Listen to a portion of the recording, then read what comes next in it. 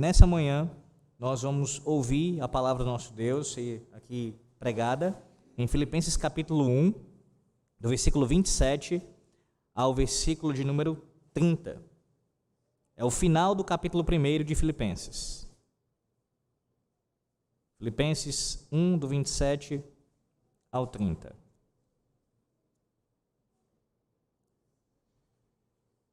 Eu tive a maravilhosa alegria de poder expor essa carta inteira na congregação, e alguns dos sermões eu já preguei aqui em nossa igreja. Então, se você porventura ouviu esse sermão na congregação, eu quero que você receba, oro a Deus para que você faça isso, receba da mesma forma, uma vez que será lida novamente e proclamada nessa manhã. Se não ouviu, será pela primeira vez também, da mesma forma.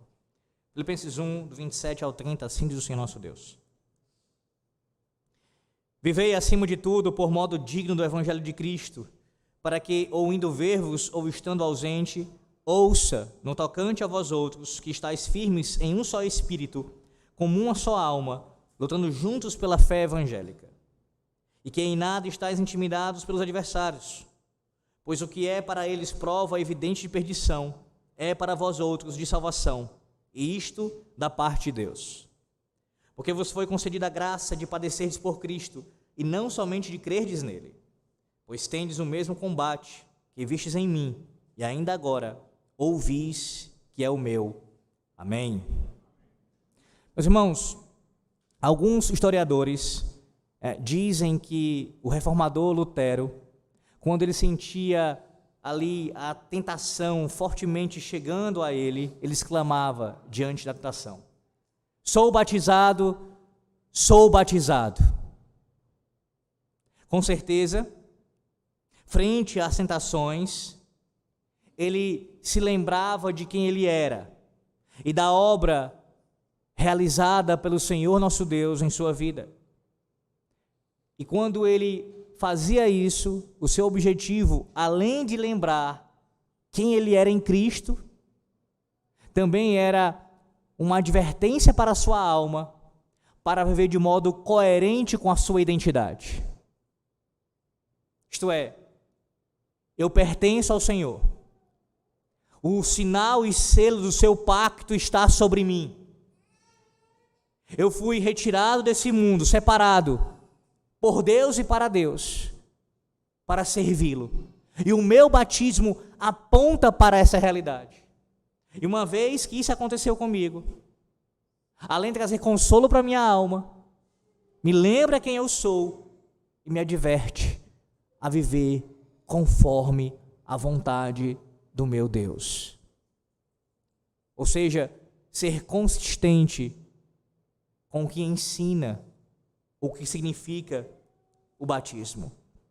A nossa confissão de fé, a confissão de fé de Westminster, em seu capítulo 28, seção 1, falando sobre o batismo, diz assim, essa é a definição bíblico-teológica da nossa confissão de fé sobre o batismo, logo no início da confissão de fé, do capítulo 28, melhor dizendo.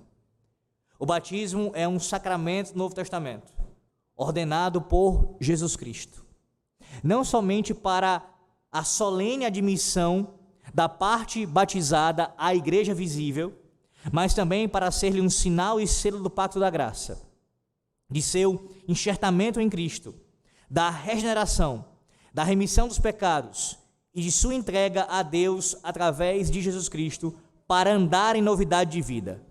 Este sacramento, por designação do próprio Cristo, há de ser continuado em sua igreja até o fim dos tempos. Perceba como nossos pais definiram muito bem aqui o batismo. E aqui cada sentença, cada proposição que aparece aqui, ela é acompanhada de uma base bíblica, de uma base exegética. Tudo isso daqui é o que a Bíblia diz sobre o que é o batismo. Ele, sim, tem a ver, significa o enxertamento em Cristo, a regeneração, a remissão dos pecados, bem como também esse andar em novidade de vida. Tudo isso é o que o batismo significa, meus irmãos.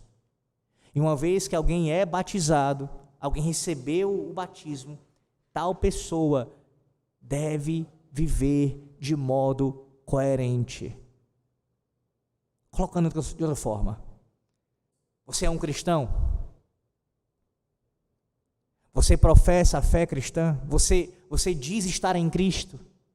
Pois bem, aqueles que estão em Cristo devem viver de modo coerente com o Evangelho de Cristo. É exatamente sobre isso que Paulo fala nessa manhã para nós. Em Filipenses 1, do 27 ao 30. Os cristãos devem viver de modo coerente com o Evangelho de Cristo.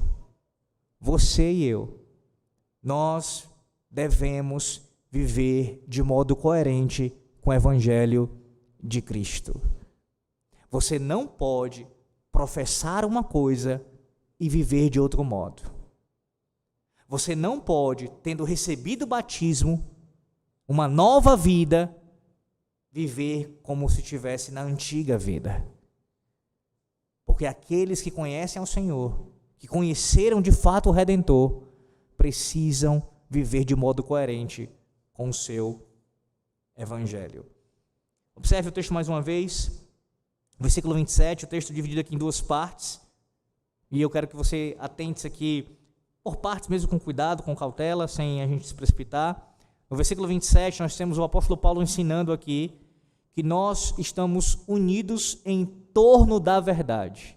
Versículo 27 ensina isso, unidos em torno da verdade. Mais uma vez o verso 27 diz assim: vivei acima de tudo por modo digno do Evangelho de Cristo, para que, ou indo ver-vos, ou estando ausente, ouçam no tocante a vós outros, que estáis firmes em um só espírito, como uma só alma, lutando juntos pela fé evangélica. Irmãos, o apóstolo Paulo acabara de falar sobre viver e morrer, que em qualquer circunstância, tudo deve ser feito para Cristo. Você quer ver isso? Volte os seus olhos ainda no capítulo 1, como Paulo fala isso a partir do versículo 19. Filipenses 1, 19. Olha como ele fala sobre isso. O contexto imediatamente anterior a essa fala do versículo 27. Porque eu estou certo de que isto mesmo, pela vossa súplica e pela provisão do Espírito de Jesus Cristo, me redundará em libertação, segundo a minha ardente expectativa e esperança de que em nada serei envergonhado. Antes, com toda a ousadia, como sempre, também agora será Cristo engrandecido no meu corpo, quer pela vida, quer pela morte. Porquanto, para mim, o viver é Cristo e o morrer é lucro. O contexto aqui, Paulo está preso em Roma e escreve essa carta aos Filipenses. E diante daquela circunstância em que ele poderia continuar vivo, sair daquela prisão ainda vivo, ou então daquela prisão ele ir para o seu julgamento e ser morto, ele assim medita nessa circunstância e expõe esse pensamento. Seja o que vier a acontecer, continuar vivo ou morrer, tudo isso será para a glória de Cristo. Será usado pelo próprio Senhor para também fazer o seu nome conhecido, quer pela minha vida, quer pela minha morte. Agora, no versículo 27, ele passa a focar aqui o seu ensino, direcionando os filipenses a viverem de modo digno, de modo coerente com o Evangelho. Você acabou de ouvir isso na leitura sequenciada do Novo Testamento. Nós recebemos a parte de Deus a sua revelação, o seu santo Evangelho, e nós anunciamos, nós ministros, anunciamos este Evangelho, como os apóstolos fizeram. E quando nós anunciamos esta mensagem, nós ministros devemos viver de acordo com ela, é claro, e os irmãos também. Vocês, igreja do Senhor, que receberam essa mensagem, a revelação divina, e que ouvem frequentemente o anúncio desta mensagem, precisam abraçá-la pela fé e responder a ela de modo coerente, de modo fiel à mensagem. Observe como é que ele começa aqui o versículo 27. Na sua tradução, provavelmente começa com o verbo aqui, vivei. Mas no original grego, a expressão que aparece em primeiro lugar é essa que você tem em sua tradução aí, acima de tudo. Acima de tudo. Paulo começa o versículo dizendo assim, como se dissesse isso, em primeiro lugar, a ideia é como prioridade, Ou colocando de outra maneira, o mais importante é que. Então isso já chama a atenção dos seus leitores e de nós também nessa manhã. O apóstolo intencionalmente já chama a nossa atenção. O mais importante, a sua prioridade deve ser isso que eu vou falar agora. Ouça com atenção, ele vai dizer, vivei. A sua prioridade, vivei. E talvez você, mas pastor, o que esse verbo aqui, o que essa palavra usada pelo apóstolo Paulo tem assim de tão importante para ele chamar a nossa atenção e dizer acima de tudo, em primeiro lugar? Por quê? A palavra usada pelo apóstolo Paulo aqui, no seu original, ela traz a ideia de viver como um cidadão. Esse é o sentido aqui. Viver como um cidadão. A palavra em si, ela tem esse sentido. Ou seja, Paulo está falando de uma cidadania que nós temos. Ou colocando em melhores termos, nós temos duas cidadanias. A terrena, que todo mundo tem, uma vez que você nasce em tal localidade, em tal país, você é cidadão daquele país.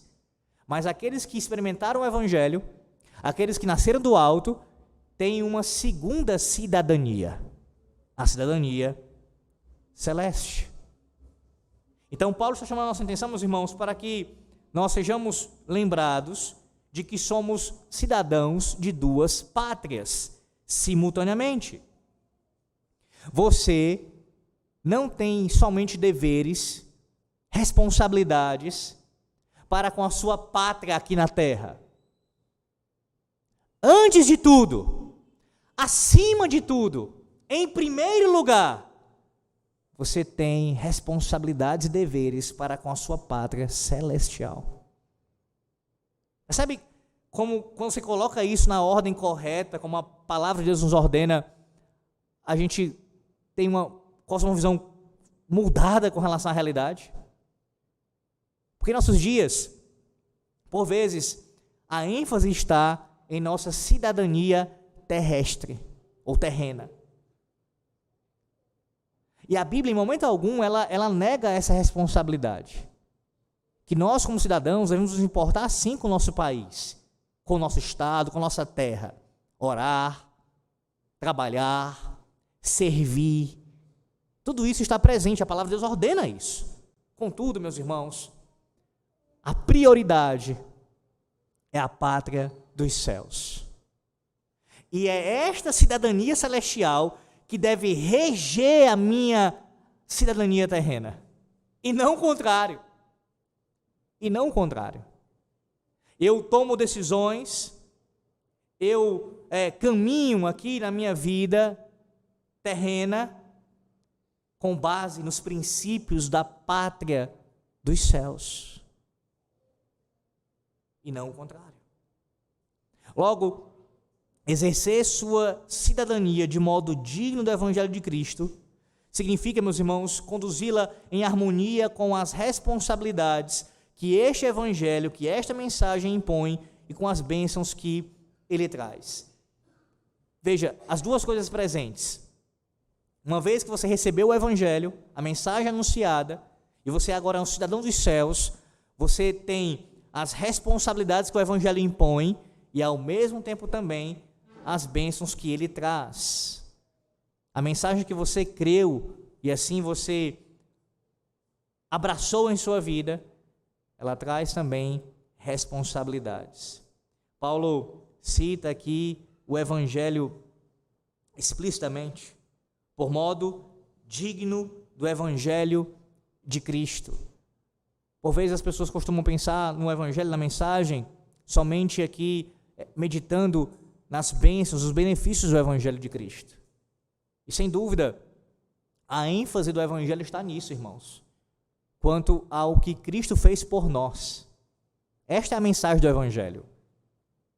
Não é o que eu faço para Deus, não são as minhas obras, foi o que Deus fez por mim em Cristo. Anunciar o Evangelho e abraçar o Evangelho é lembrar disso sempre. Foi o que Deus fez por mim, o que Deus fez por nós em Cristo. Contudo, o Evangelho, esta mensagem gloriosa da salvação, da redenção em Cristo, traz consigo também imperativos, comandos. Paulo fala claramente isso daqui. Vocês que agora conhecem a Cristo, vocês devem viver de modo digno do Evangelho de Cristo. Colocando de outra maneira, irmãos, o mesmo Deus que nos justificou é o mesmo Deus que nos santifica.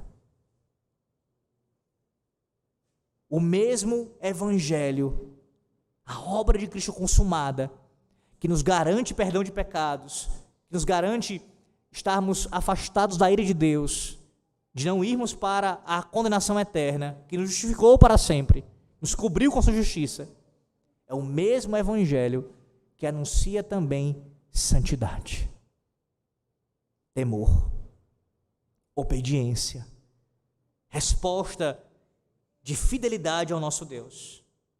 O mesmo Evangelho diz isso. Paulo segue e diz ainda, para que ou indo ver-vos, ou estando ausente, no tocante, sendo ausente, ou sendo tocante a vós outros que estáis firmes. Observe que o apóstolo Paulo, ele deixa claro que o fato de atualmente, naquele momento que ele escreve aquela carta, preso em Roma, ele não estava próximo aos filipenses, então mesmo assim, estando ausente, não estando com eles, com os filipenses, aquela igreja não tinha permissão para relaxar,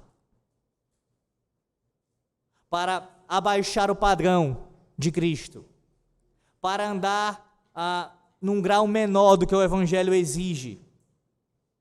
Eles não poderiam usar o afastamento do apóstolo Paulo em Roma como uma desculpa para uma vida espiritual abaixo do padrão. Lembra? Lá em Atos capítulo 16, Paulo fazia parte da comitiva que pregou o Evangelho em Filipos, e a igreja foi plantada ali através do ministério do apóstolo Paulo e de outros homens. A relação de Paulo com os filipenses era muito próxima também. Mesmo assim, a ausência do apóstolo Paulo, a ausência daquele ministro tão querido, não poderia constituir uma desculpa por parte dos filipenses para abaixarem o padrão, para andarem como se não fossem cidadãos dos céus. Eu quero lembrar você nessa manhã que Deus está presente com cada crente. Quer você seja observado por alguém ou não. Todos os crentes, todos nós, devemos viver de modo digno, como Deus exige, independentemente de quem esteja ausente ou presente. Não interessa se o seu marido está vendo, se sua esposa está olhando, se o seu filho está observando o seu comportamento. Veja, claro que isso tem um peso com relação ao seu testemunho, mas eu digo, em última instância, você não vai fazer o que você faz por causa disso somente. Se o pastor está vendo ou não, Deus está. Deus está em qualquer lugar. Onde você estiver, mesmo que você esteja fazendo nada, nem falando nada, nos seus pensamentos, na sua mente, no seu coração, Deus está presente e observando. Lembre-se, meus irmãos, do exemplo, no caso, do péssimo exemplo do povo de Israel ali no deserto. Êxodo capítulo 32, versículo 1 diz assim, Êxodo 32, 1. Mas vendo o povo que Moisés tardava em descer do monte, acercou-se de Arão e lhe disse, levanta-te, faz-nos deuses que vão adiante de nós, pois quanto a este Moisés, o homem que nos tirou do Egito, não sabemos o que lhe terá sucedido. Na ausência de Moisés e na frouxidão, naquele caso especificamente de Arão, o povo demonstrou todo o seu desejo pecaminoso do seu coração. Pronto, o líder não está aqui, o pastor não está presente, O homem que Deus levantou para nos pastorear, para nos liderar, para nos corrigir, não está aqui. Portanto, a gente tem liberdade agora para expor as piores vilezas dos nossos corações. Foi exatamente o que aconteceu. Na primeira oportunidade, façamos um bezerro de ouro. Façamos uma imagem de Yahvé. Façamos um Deus falso para representar o Deus verdadeiro. Nos prostremos diante dele. Percebe que essa sensação da ausência de alguém monitorando, ela é altamente perigosa e falsa ao mesmo tempo. Ninguém está vendo. Ninguém está vendo. Mas o Senhor estava atento a cada atitude daquele povo. De tal maneira como segue o texto, do capítulo 32 do Êxodo, você pode depois ler com calma, já foi pregado aqui mais de uma vez. O Senhor envia Moisés para descer, manda-o descer. E o castigo é severo, meus irmãos, com aqueles idólatras. Agora, pegue esse exemplo negativo e contraste-o com um exemplo positivo, que a própria palavra de Deus também nos dá. Lá em Daniel, capítulo 1, versículo 8. Daniel 1, 8 diz assim, resolveu Daniel firmemente não contaminar-se com as finas iguarias do rei, nem com o vinho que ele bebia. Então, pediu ao chefe dos eunucos que lhe permitisse não contaminar-se. Observe, mesmo longe do seu país, do templo, e mesmo não estando debaixo dos seus líderes religiosos, tanto Daniel quanto seus amigos não se comportaram de forma diferente. Pelo contrário, se portaram como verdadeiros cidadãos do céu. Estamos longe de Jerusalém, fomos levados em cativeiro para a Babilônia. Não interessa, onde estivermos, onde nosso Deus nos colocar, lá seremos, antes de tudo, acima de tudo, cidadãos dos céus. Dos céus. Daniel e seus amigos aqui, meus irmãos, constituem um exemplo maravilhoso para nós. Você talvez diga, mas pastor, é tão difícil viver nesse contexto mundano, onde o nosso país ele promove imoralidade, idolatria, engano, desonestidade. Existe até mesmo alguns ditados que expressam a nossa cultura caída, como por exemplo, é o jeitinho brasileiro. Como é que a gente não consegue, como é que a gente não vai acabar sendo influenciado por isso? O que dizer da Babilônia? Que é símbolo bíblico de maldade, de paganismo, de idolatria, de imoralidade. Você quer dizer então que era mais fácil para Daniel e para os seus amigos do que é para você? Você tem mais conhecimento do que Daniel, da revelação divina. Como é que é mais fácil para Daniel? Era mais fácil para ele.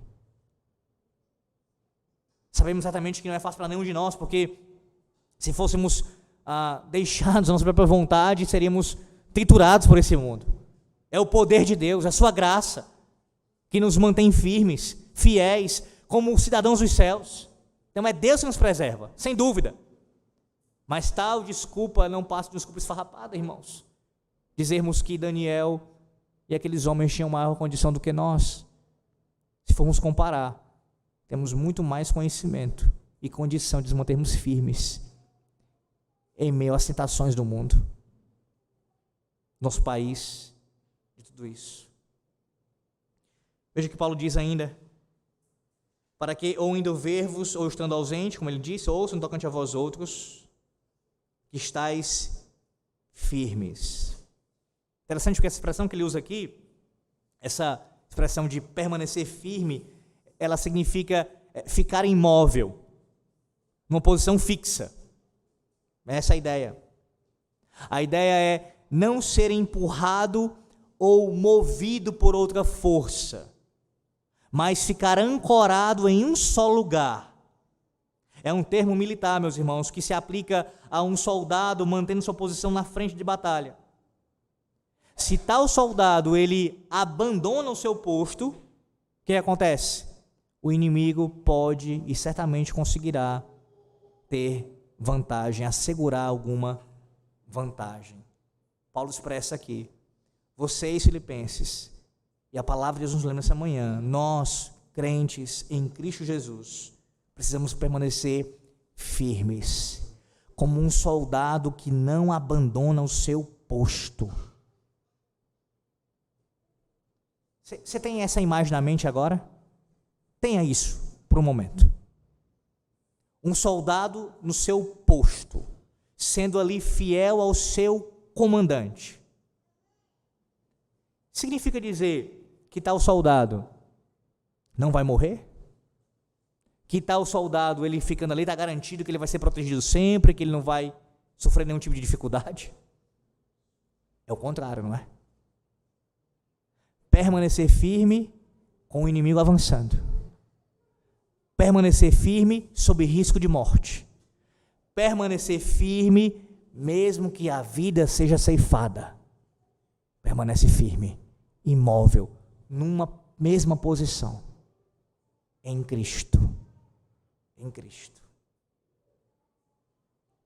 Paulo diz ainda: em um só espírito, como uma só alma, lutando juntos pela fé evangélica. Veja, os termos que ele utiliza aqui, tanto para espírito como alma, apesar de possuírem, meus irmãos, grafias diferentes, ambas as palavras expressam a mesma realidade aqui. Isto é, a totalidade do ser interior. Paulo não está fazendo distinção como se fossem duas coisas diferentes, alma e espírito, mas biblicamente são a mesma coisa. Com propósito e ardor comuns, essa é a ideia. O nosso ser interior com o mesmo propósito e com o mesmo ardor no serviço ao Senhor. Permanecendo firmes aqui, lutando juntos pela fé evangélica. Colocando em outras palavras, os filipenses, eles precisavam permanecer firmes num só coração, de braços dados, posicionados como um só homem em sua postura em relação ao evangelho, abraçando as mesmas convicções sobre a verdade e permanecendo na mesma lealdade ao Senhor Jesus Cristo. Há um comentarista bastante conhecido chamado William Hendrickson, que diz o seguinte: a unidade que está em vista aqui é a de empreender um esforço conjunto ou lutar lado a lado, como gladiadores, contra um inimigo em comum. Lado a lado. Aí mais uma vez, olha, tem essa imagem em mente.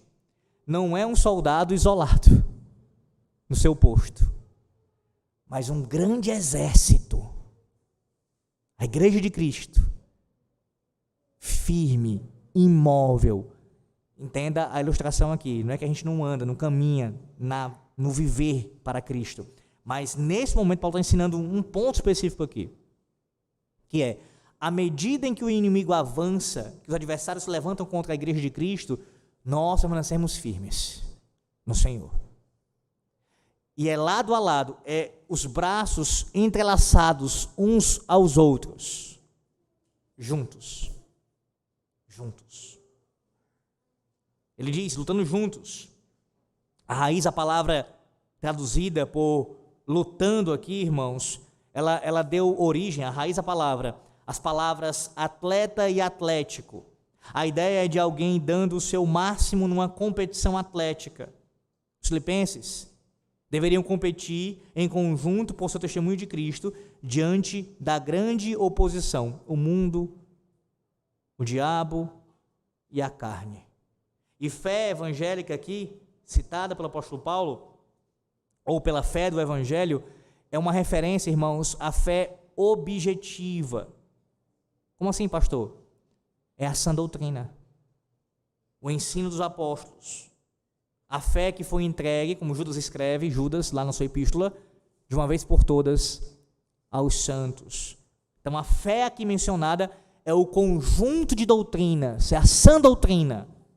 É por esta fé que a igreja deve batalhar. Sim, combater juntos pela fé cristã significa que nós devemos manter a unidade na verdade. Percebe como Paulo faz isso aqui? Ele está ensinando sobre permanecer firmes, unidos uns aos outros, e ele vai declarar como é que isso acontece, ou onde isso acontece. Ou é firmado em quê? Na fé evangélica, lutando por ela e firmado nela. Não se trata de uma unidade nebulosa, baseada em emoções superficiais. Não se trata de algo que um fala de um jeito, outro fala de outra maneira, eu vou inventar aqui. Não. É algo objetivo. É a fé que Deus deu. É a doutrina que Ele revelou. É aquilo que os apóstolos receberam e anunciaram. E nós cremos. Sim, como diz Paulo em Romanos 6,17, a forma de ensino a que fostes entregues é lutar, meus irmãos, por todo o conselho de Deus. Sim, a unidade está fundamentada na rocha da revelação divina. Nós não adotamos o slogan mundano. Você já ouviu certamente, inclusive desse púlpito aqui, combatendo isso. Paz a qualquer preço. Paz a qualquer preço. E é por causa desse tipo de ditado e de fala comum em nossos dias que a verdade ela é negociada. E existe um grande número de defensores do ecumenismo.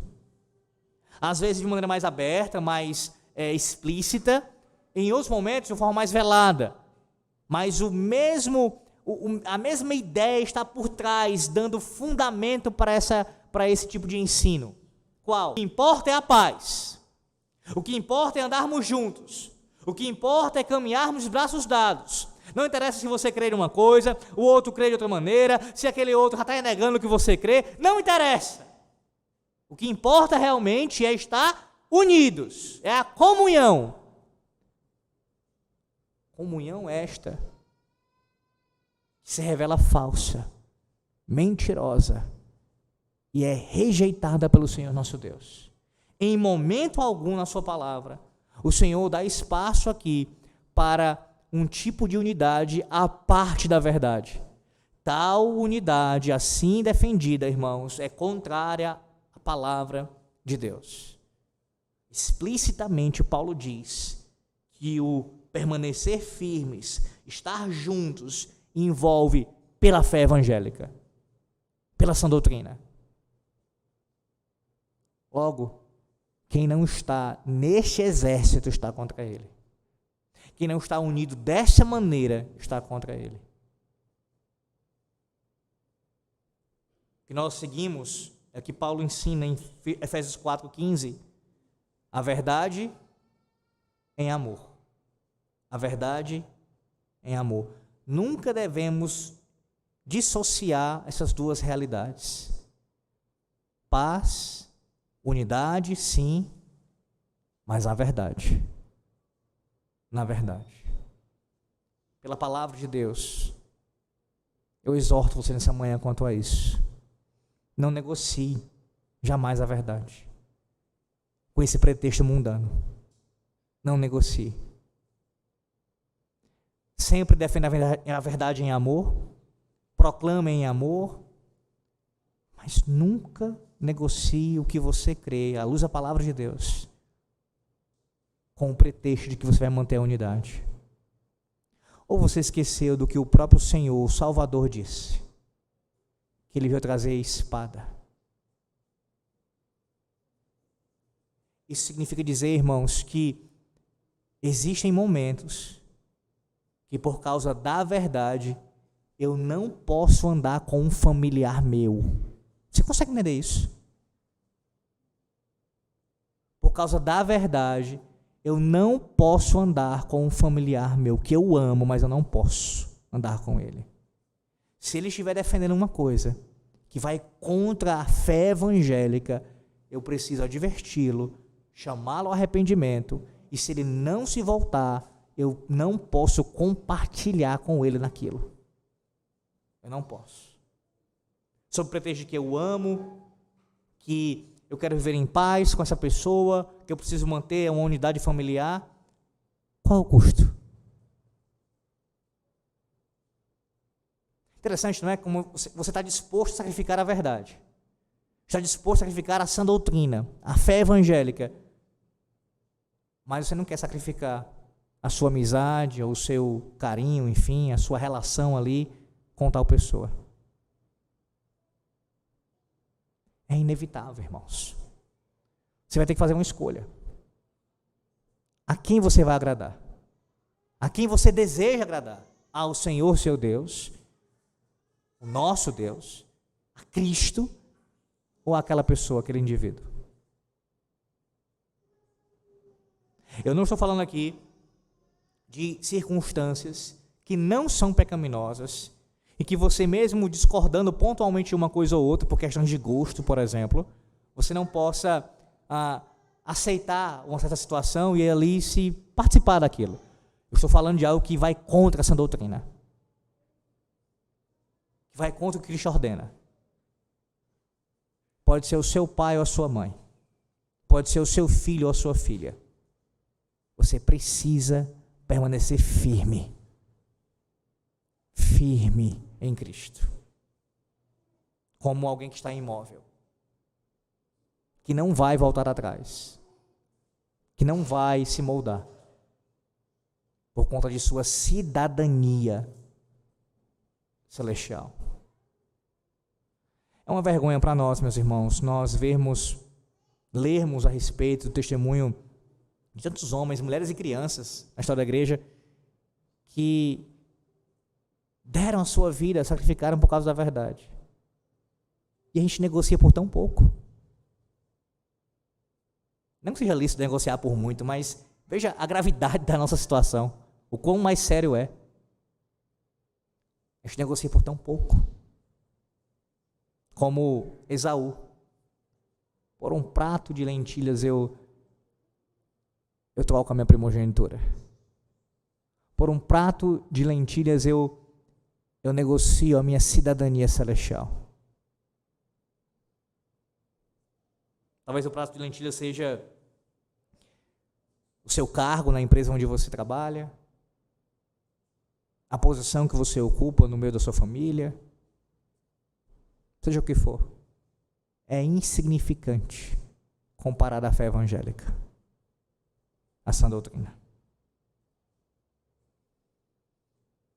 Mas em segundo lugar, Paulo também nos ensina, versículos 28 a 30, a segunda parte do texto, 28 a 30, que nós estamos unidos em torno da verdade, apesar das adversidades. Unidos em torno da verdade, apesar das adversidades. Ele diz que em nada estáis intimidados pelos adversários.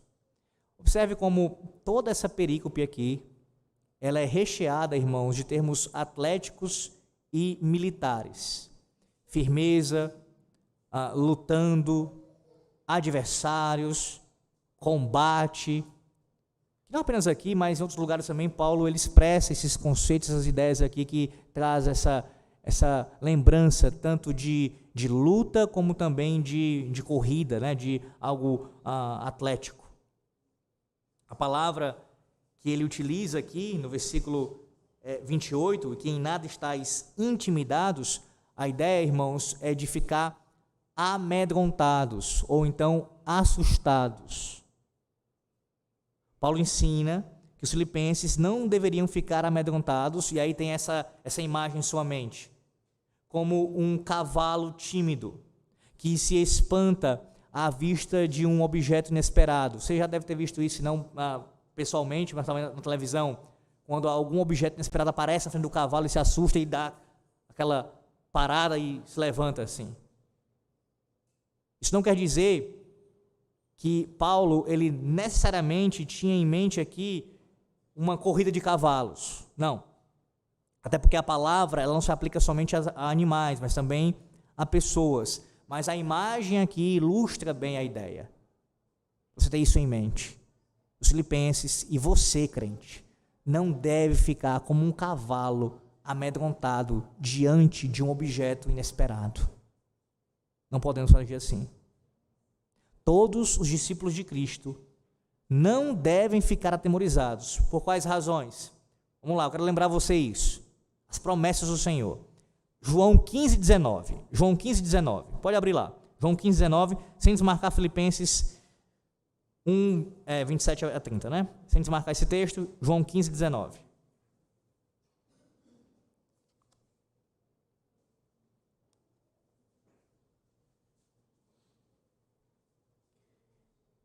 Se vós fosseis do mundo, o mundo amaria o que era seu. Todavia, não sois do mundo, pelo contrário, dele vos escolhi, por isso o mundo vos odeia. O capítulo 16 agora, 16 de João. João 16, 33. No mundo tereis aflições, mas o próprio Senhor diz que nós devemos ter bom ânimo, porque Ele venceu o mundo. Atos 14, 22. Atos 14, 22. Através de muitas tribulações nos importa entrar no reino de Deus. E 1 de Pedro 4,12. 1 de Pedro 4,12. Amados, não estranheis o fogo ardente que surge no meio de vós, destinado a provar-vos, como se alguma coisa extraordinária vos estivesse acontecendo. E tem outras passagens que falam a mesma coisa. O quê? A Bíblia nos adverte que deve ser esperado por nós tal confronto. Ora, Paulo mesmo utiliza essa linguagem de atleta, de combate, trazendo a ideia de que, irmãos, esforço, dificuldade, adversidade.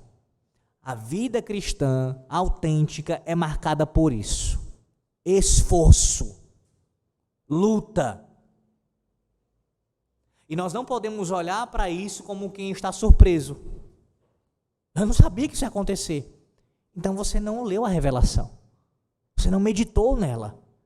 Porque a revelação divina ensina exatamente isso. O que Pedro acabou de falar aqui, nós ouvimos. Não estranheis o fogo ardente. Vai acontecer. Às vezes esse fogo vai queimar mais alto, às vezes mais baixo, mas sempre de alguma forma você terá que lidar com alguma perseguição, com algum enfrentamento, quando não externo, no mínimo interno, no seu coração, porque isso marca a nossa vida cristã nessa terra, irmãos. Uma pergunta que se levanta à luz aqui do versículo 28 pastor, mas quem eram os adversários mencionados pelo apóstolo Paulo aqui, de forma mais específica, no contexto dos filipenses? Irmãos, há uma divergência entre os comentaristas sobre isso, não há um consenso, alguns vão mais uma linha, outros noutra linha, mas o mais provável é que Paulo estivesse falando de dois grupos aqui, dois grupos. Tanto um grupo referente aos gentios, que eram assim chamados de sensualistas, eles, além de falsos ensinos, tinham essa prática da imoralidade, coisas pecaminosas, como também Paulo faz referência aqui aos judaizantes. Esse segundo grupo ele vai ser citado pelo apóstolo Paulo no capítulo 3 de Filipenses. Então, tanto entre os judeus como entre os gentios, tinham adversários que os filipenses tinham que lidar, com falsos ensinos, bem como também com uma vida imoral, contrária à palavra de Deus. A igreja do Senhor sofrendo ataque de ambos os lados. Quem são os nossos adversários em nossos dias? Muitos, irmãos. Os três, por assim dizer, tradicionais, o diabo, o mundo e a carne, enfrentamos, e assim o será até a volta de Cristo. Mas também há adversários muito específicos que a gente lida. Homens maus que perseguem a igreja de Cristo, na política, por exemplo. Blasfemadores, militantes na internet que tentam difundir falsos ensinos, que negam a Deus, falsos mestres no meio do povo da aliança. Percebe como são muitos adversários que a gente tem que lidar? E nada disso deve lhe atemorizar. Entenda, não é que você vai lidar com isso de forma a menosprezar a influência e o poder de ataque desses adversários. Você deve sim ter cuidado com isso. Mas ao mesmo tempo, tais adversários não devem fazer com que você fique assustado, a ponto de não confiar no Senhor, a ponto de deixar de estar firme em Cristo, a ponto de deixar de viver conforme a cidadania dos céus. Uma forma de você se render aos adversários, sabe qual é? É ser influenciado por eles. É permitir que os adversários alcancem espaço a ponto de influenciar a sua vida. Mas veja o que Paulo diz ainda, no versículo 28. Pois o que é para eles prova evidente de perdição, é para vós outros de salvação. A firmeza deles em relação ao Evangelho, no caso dos filipenses, eles permanecendo firmes no Evangelho, era, em primeiro lugar, sinal de perdição para os adversários. Sim, a ideia é de juízo final, condenação eterna para todos aqueles que deturpam o Evangelho de Cristo. E tenha isso em mente. Uma vez que os filipenses eles permaneciam firmes no Senhor, em Cristo, isso era, em primeiro lugar, um sinal, uma evidência da perdição dos adversários.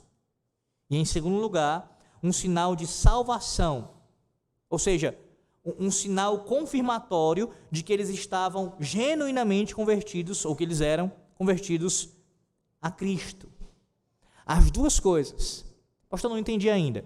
Quando você permanece firme em Cristo, lutando juntos, todos nós, pela fé evangélica, isso tem pelo menos dois sinais. O primeiro, os adversários estarão evidenciando a sua condenação eterna. Porque uma vez que você está firme em Cristo, lutando pela fé evangélica, pela sã doutrina, quem se levanta contra isso, evidencia que é inimigo de Cristo, que é contra a igreja, que está sob condenação. Então a sua vida, o seu testemunho, a sua permanência firme na fé evangélica, lutando por ela, vai trazer essa evidência. Ora, se eu estou abraçado à sã doutrina, tudo bem, claro, a gente vai estar fazendo isso de forma imperfeita, pecando ainda, mas eu digo, se eu testemunho isso na minha vida, então quem se levanta evidenciando que é inimigo de Cristo. Vou explicar uma coisa sobre isso aqui bem clara, tá? Entenda, não estou falando de perseguição meramente pessoal. Como eu escuto muitas vezes, no meu contexto ainda mais pastoral, né? As pessoas falando assim, não aqui somente, estou falando de forma geral, irmãos que eu conheço de forma geral.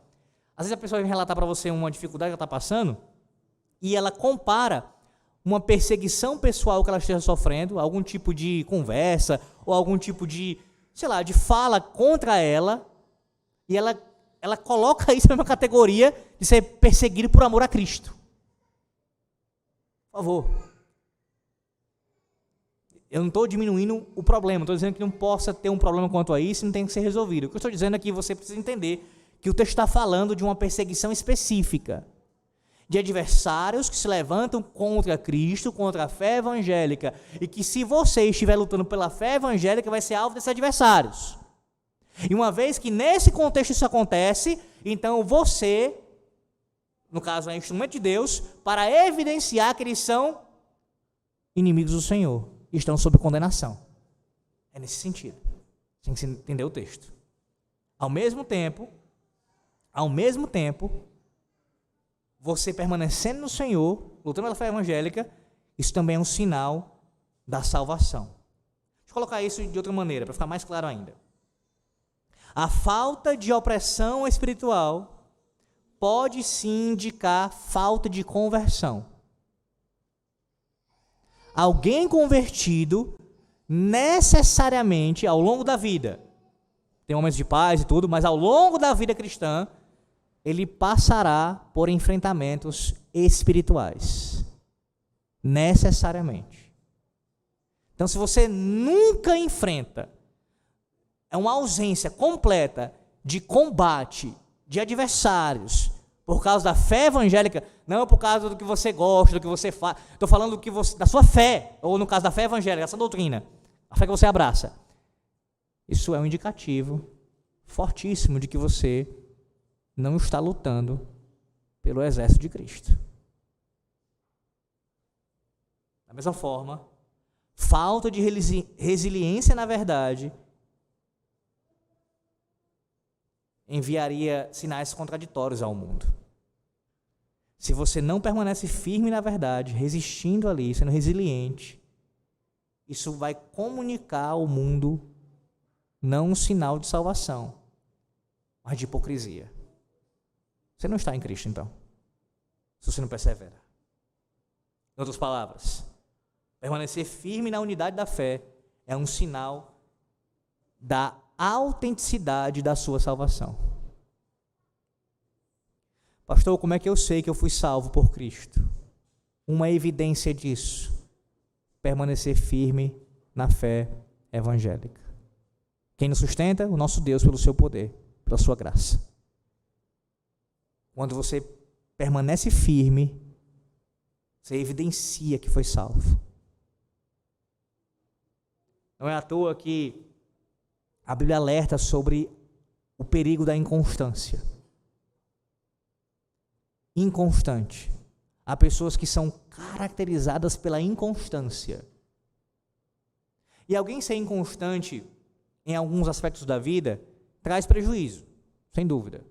Mas nada se compara em ser inconstante quanto à fé que você diz abraçar. Alguém ser inconstante por conta de algum tipo de preferência que ela tenha. Um dia ela gostava de uma coisa, outro dia ela gosta de outra. Que prejuízo isso pode causar? Dependendo da situação, alguns prejuízos. Mas alguém que, ora, abraçou a fé evangélica e começa a abraçar falsos ensinos, que normalmente começa aos poucos, e demonstra inconstância. E um sinal, uma demonstração de inconstância, sabe qual é? É a pessoa ser tão volátil na mudança de igreja. Ela muda de igreja constantemente. Eu não estou dizendo que em algumas circunstâncias não é preciso mudar, claro que é. A providência de Deus nos leva dessa forma algumas vezes. Eu estou dizendo é que quando alguém constantemente não está feliz, satisfeito, num local, servindo ao Senhor ali, ouvindo a sua sã doutrina, isso pode sim apontar, e de fato aponta, na verdade, para alguém que está em perigo com relação à sua fé. Colocando de outra maneira, vai ficar mais claro ainda, irmãos. Permanecer firme na fé evangélica envolverá você criar raízes no lugar. Também criar raízes no lugar onde você é alimentado pela sã doutrina constantemente e assim pode colocá-la em prática. Paulo ainda diz, e isto da parte de Deus, no final do versículo 28, isto da parte de Deus. Sim, irmãos, tanto a destruição dos oponentes, dos adversários, bem como também a salvação dos crentes, vem de Deus. Perceba que Paulo fala da responsabilidade dos filipenses, de se manterem firmes, ele exorta quanto a isso, mas ele destaca claramente para nós que é a soberania de Deus que vai sustentar, ou queria sustentar os filipenses, assim como nós. E aí você tem vários textos sobre isso, eu não posso ter um tempo para citá-los aqui, todos eles, citar pelo menos um aqui, o Salmo 56, verso 11, que diz assim, 56, verso 11, neste Deus ponho a minha confiança e nada temerei, que me pode fazer o homem? Que me pode fazer os adversários da igreja de Cristo? Neste Deus ponho a minha confiança. Sabe como Paulo nos conduz aqui a olhar para o nosso Deus? Você deve permanecer firme, irmão. Mas lembre-se, isso vem da parte de Deus. Se você está hoje firme, lutando pela fé evangélica, isso não é pelo seu poder, pela sua capacidade, pelo seu conhecimento, não é. Não é por causa da sua igreja, em última instância, por causa do seu pastor, é por causa de Deus. É Deus, meus irmãos, é Deus. A verdade é que aquele que começou a boa obra, como diz Paulo aos Filipenses 1,6, ele fará com que nós sejamos conduzidos à perfeição. O mesmo Deus que começou a boa obra, há de concluí-la, há de completá-la em nós. Versículo 29. Porque vos foi concedida a graça de padecerdes por Cristo e não somente de crerdes nele. Quero que você observe agora como o apóstolo Paulo nos ensina duas coisas importantes aqui. E eu quero começar pela segunda parte do versículo 29. Ele fala sobre, pela graça, no caso, nos foi concedida a graça de padecerdes por Cristo. Esse é um ensino da passagem do versículo 29, a graça de padecer por Cristo. Mas depois também fala de nós crermos nele. Nós vamos começar para a segunda parte aqui. Paulo está ensinando que a fé verdadeira, ela é concedida por Deus. Sim, a fé salvífica é um dom de Deus. Ninguém pode ter fé em Cristo, a fé salvífica, para a salvação, se Deus não conceder. Você não produziu a sua fé, você não tinha um potencial, e aí, porque alguém veio e falou do Evangelho, eu já tinha um potencial aqui em mim. Aí, não. É um dom. É como um presente gracioso. Ele te deu, ele te concedeu a fé, bem como o arrependimento, para que você pudesse crer nele. Efésios 2, 8 e 9 diz, Efésios 2, 8 e 9, porque pela graça sois salvos, mediante a fé, e isto não vem de vós, é dom de Deus, não de obras para que ninguém se glorie. Hebreus 12, 2, fixando os olhos em Jesus, ele é o autor e consumador da nossa fé.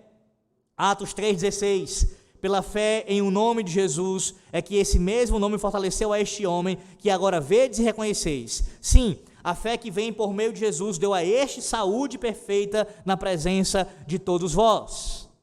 O homem, meus irmãos, o ser humano, ele não pode crer por si mesmo, porque como diz Paulo aos Efésios, todo homem sem Cristo está morto em delitos e pecados.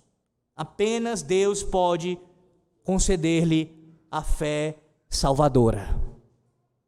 Há um capítulo da Confissão de Fé falando sobre isso, da fé salvadora, mostrando a importância de nós entendermos isso, conhecermos isso. A fé que você tem na fé evangélica, na sã doutrina, foi Deus quem te deu. Foi Deus que nos deu. Mas o texto, de forma impressionante aqui, Paulo nos ensina não apenas que a fé é um dom de Deus, um presente gracioso. Ele fala de um segundo presente, de um segundo dom da graça. O primeiro está entre aqueles presentes que você certamente teria em alta consideração. É como alguém que ganha um presente que há muito aguardava. Esse presente é maravilhoso. Eu espero que você diga o mesmo do segundo presente. Não somente a fé, mas o sofrimento por Cristo também vem de Deus. Versículo 29 ainda. Porque vos foi concedida a graça de padecerdes por Cristo. Sofrer por amor a Cristo. Sofrer pelo Evangelho. Lutando pela fé evangélica. É dom de Deus. É dom de Deus, meus irmãos. Um privilégio. Um dom da graça do Senhor. Ora, entenda, a ênfase aqui do apóstolo Paulo está em ser agraciado com o sofrimento. Essa é a ênfase dele. Ele menciona que a fé é dom de Deus, mas a ênfase está no dom de padecer por Cristo. Contudo, o sofrimento em si não é um privilégio. Não é isso que está ensinando aqui. Como se a gente devesse ter um deleite, até mórbido, no sofrimento. É bom sofrer. Eu gosto do sofrimento por ele mesmo, em si. Ninguém em sã consciência provocaria o seu próprio sofrimento. Ninguém aqui quer sofrer. Sofrer por causa de Cristo, porém, no interesse dele e do seu evangelho, é um privilégio gracioso. Então, alguém que é preso, no caso como Paulo foi, ou até mesmo será martirizado por amor ao nome de Cristo. Era algo deleitoso aqueles nossos irmãos serem triturados pelas feras? O sofrimento em si, ver um filho ali sendo devorado por um leão, era algo bom? Era algo que trazia alegria para eles? Não. Claro que não, irmãos. Mas a razão pela qual o sofrimento acontecia, motivo, padecer por Cristo, isso é privilégio. Isso é dom de Deus. Isso é uma bênção dos céus. Isso é. Isso é. Esse sofrimento, meus irmãos, não é apenas para os oficiais da igreja, mas para cada crente. Atos 5,41 diz assim: e eles, se retirados do sinédrio, regozijando-se por terem sido considerados dignos de sofrer afrontas por esse nome. Os apóstolos, alegres, porque estavam sendo perseguidos, açoitados. Não, irmãos, não era em si o sofrimento, mas a causa do sofrimento. Estamos sofrendo por causa de Cristo. 2 Timóteo 3,12. Ora, isso é para você e para mim. Todos quantos querem viver piedosamente em Cristo Jesus serão perseguidos. É o teu desejo? Viver piedosamente em Cristo Jesus? No temor do Senhor, para agradar ao Senhor, para servir ao Senhor, para adorar ao Senhor, para obedecer ao Senhor? É seu desejo? Será perseguido. Você e eu seremos perseguidos. Voltando a 1 de Pedro 4, agora versículos 13 e 14, diz assim: Pedro, pelo contrário, alegrai-vos na medida em que sois coparticipantes dos sofrimentos de Cristo, para que também, na revelação da sua glória, vos alegreis exultando. Se pelo nome de Cristo sois injuriados, bem-aventurados sois, porque sobre vós repousa o Espírito da glória e de Deus. Que melhor maneira Pedro tinha para aconselhar e para consolar os seus leitores do que esta. O sofrimento que vocês passam deve trazer alegria no coração de vocês, porque é por Cristo, por amor a Ele, e há propósito nisso. Pelo menos alguns aqui que são listados. Primeiro, o sofrimento pelo Evangelho nos aproxima mais de Cristo. Não é assim que acontece conosco, via de regra?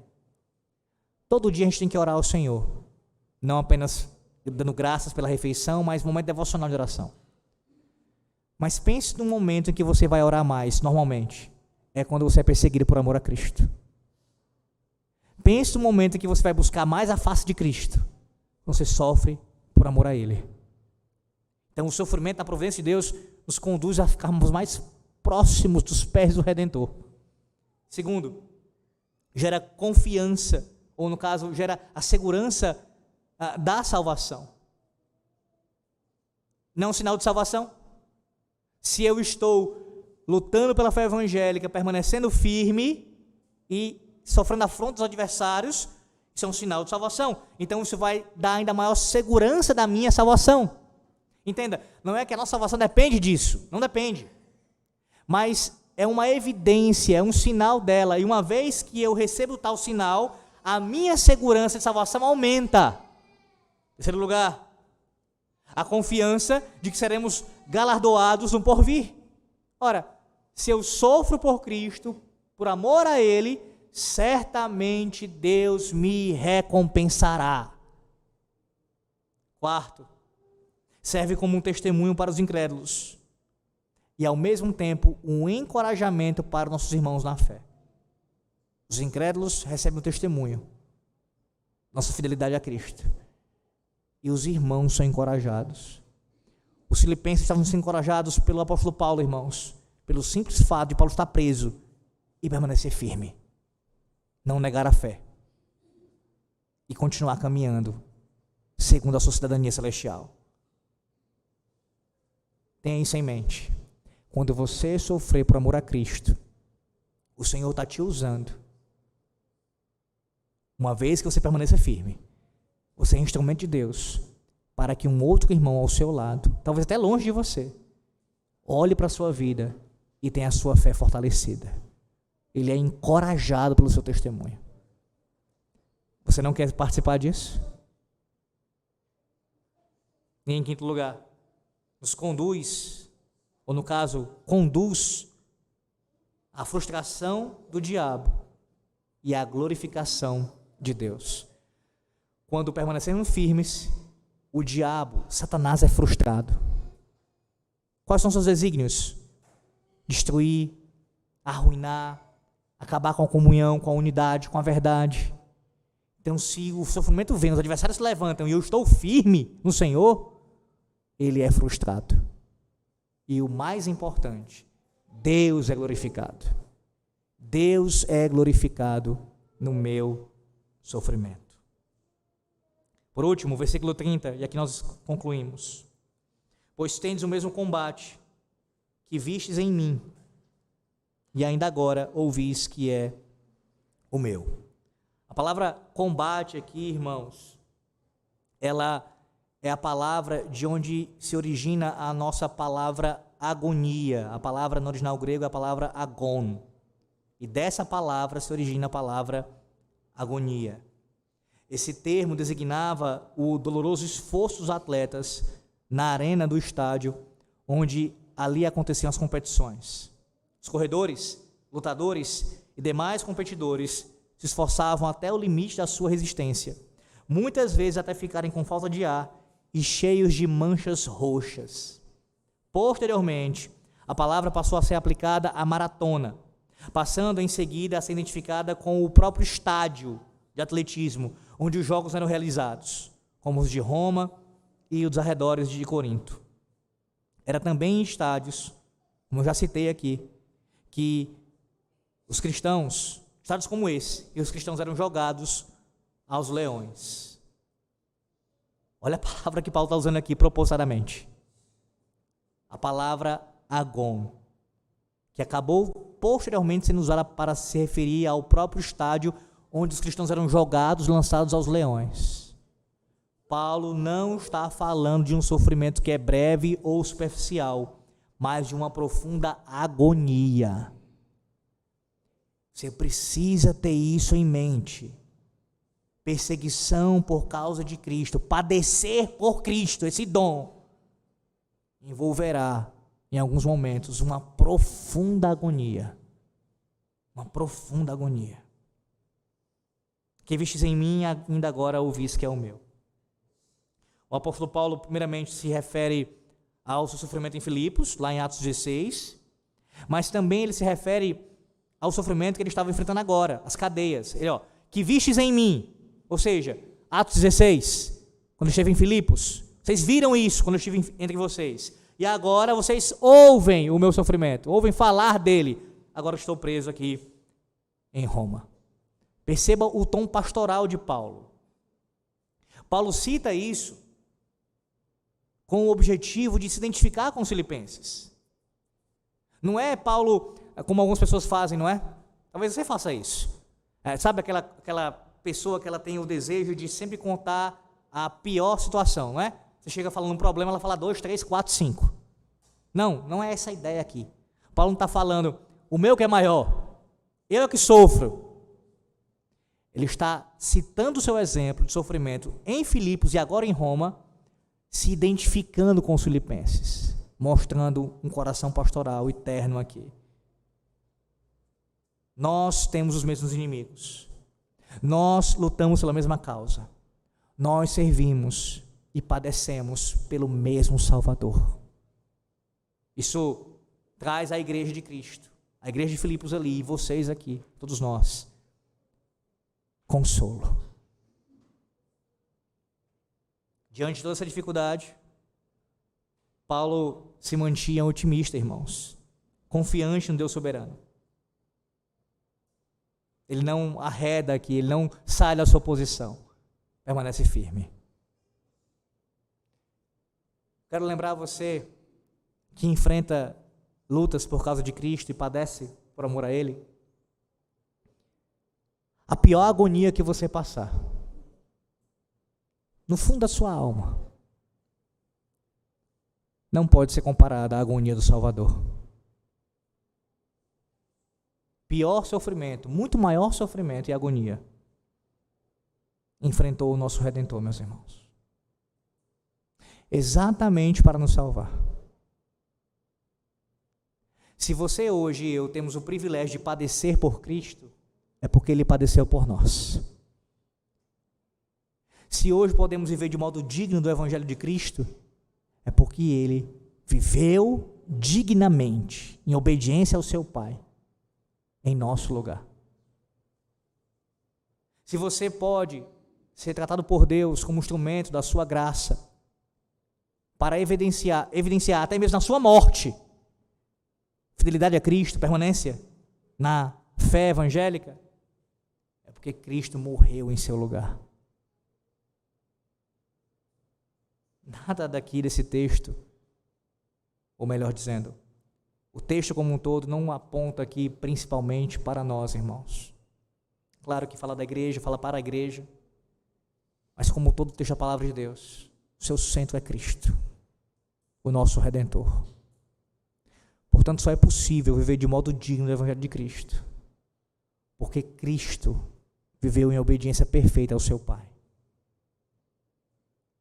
Só é possível agonizarmos por amor a Cristo, porque Ele agonizou na cruz por amor a nós.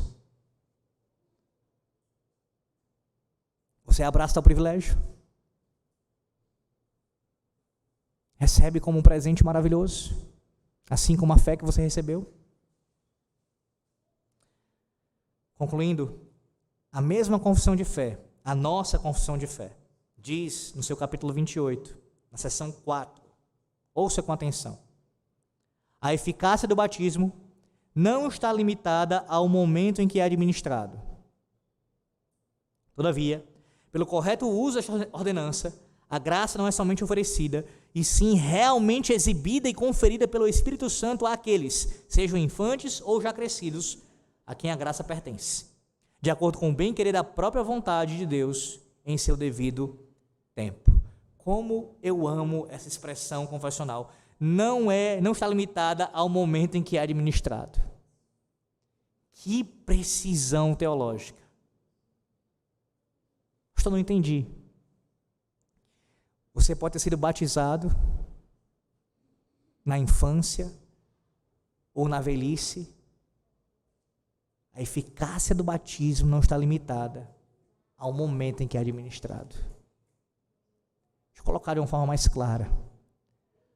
Para os eleitos de Deus, aqueles que Deus escolheu e deixou para a salvação, o batismo, em qualquer época da vida, atuará eficazmente. Mesmo que ele seja administrado no primeiro momento, mas depois a sua eficácia acontecerá sobre o eleito. Isso, de fato, traz muito fundamento para a questão do batismo de infantes, tudo isso, mas não é meu ponto aqui, nesse momento, entrar, nesse final. Mas apenas salientar um aspecto aqui, voltando para o que Lutero falava. O que Lutero podia dizer o que ele dizia? Eu sou batizado, eu sou batizado, eu sou batizado. Por que ele podia dizer isso? Ora, mesmo tendo sido batizado há muito tempo, o meu Deus, Ele tem poder, e pelo seu sacramento inclusive também, para assim atuar na minha santificação. Entenda, uma criança batizada, recebeu o sinal do pacto da graça, logo cedo, se de fato é um eleito do Senhor, a eficácia desse batismo e as bênçãos do Senhor que acompanham o batismo irão se manifestar na sua vida, um momento ou outro, seja ele, se ele for um eleito, é claro, quando infante, adulto ou na velhice, isso vai acontecer. Então a gente pode sim, irmãos, fazer lembrança, trazer essa memória, porque não está preso ali ao momento. Pensa você mesmo adulto, eu fui batizado quando adulto, pronto, foi um ato isolado ali e acabou. Não, isso acompanha você pelo resto da vida. O batismo acontece uma vez só, mas os efeitos e as bênçãos que acompanham permanecem e vão acontecendo ao longo da vida. Por isso nós nos beneficiamos do nosso próprio batismo,